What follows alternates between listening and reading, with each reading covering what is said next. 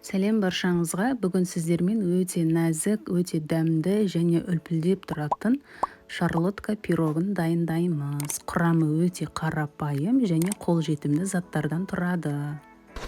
Ол үшін видеоны соңына дейін қарап және каналыма тіркеле кетіңіз. Ең алдымен заттарымызды осылай алдын ала дайындап аламыз. Бізге керегі заттары: жұмыртқамыз, бөлме температурасындағы сары майымыз, қамыр қопсытқыш, қантымыз және електен өткізіп алған ұнымыз керек, және де 2 ғана алма керек.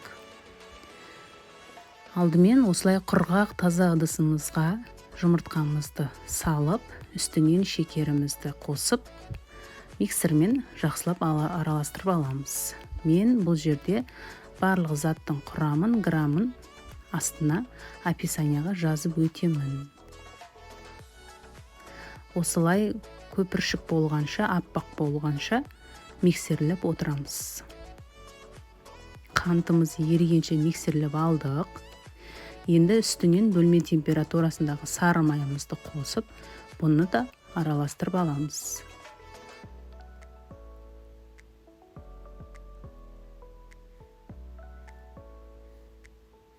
Енді осындай ыдысымызға електен өткізіп алған ұнымыздың үстіне қамыр қопсытқышты қостым. Бұл жерде бір пакеттің өзінде 10 грамм шықты.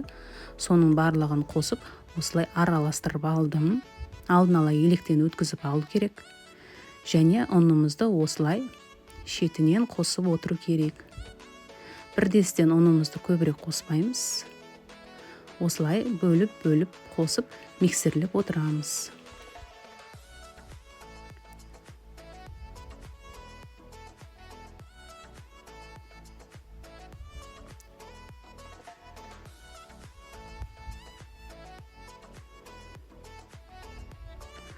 Ұнымызды қосып мінеки миксерлеп алдық. Барлық ұнымызды қостым мен.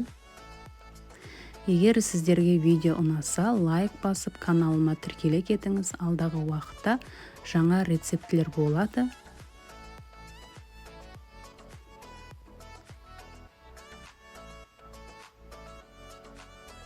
Біздің ұнымыздың арасында ешқандай түршік болмау керек. Сол үшін миксермен ұзағынан араластырып отыру керек. Міне біздің осындай массамыз дайын болды. Арасында ешқандай түйіршік қалмады және тым қою емес, сұйық емес, осындай орташа масса болды. Енді 2 алмамызды алып, сыртын аршып тазалап аламыз. Енді бір алмамызды осылай жіңішкелеп етіп турап, ортасынан бөліп, дәл видеодағыдай бөліп аламыз. Бір алмамызды осылай сіздер көбейтіп турасаңыздар да болады. Ал енді екінші алмамызды ортасынан бөліп, жіңішке етіп, тігінен турап аламыз.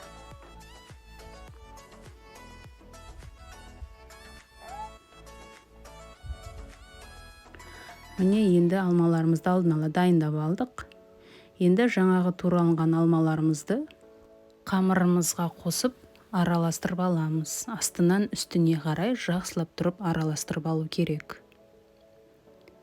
Енді 26 диаметрлік ыдысымызға қағазын төсеп, пергамент қағазын төсеп, осылай жайғастырып алдым.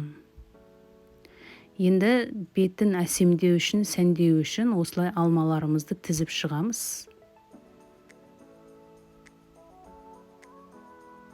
Енді алдын ала қыздырып қойған пешімізде 180 градуста 40-50 минутта пісіріп аламыз.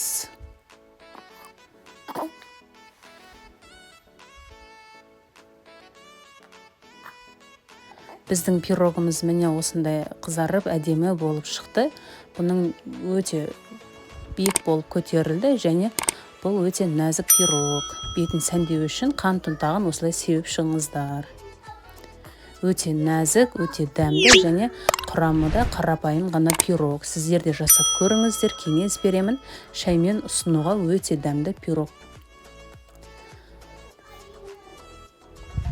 Үлпілдеп тұрады, мінекей өте биік көтерілді.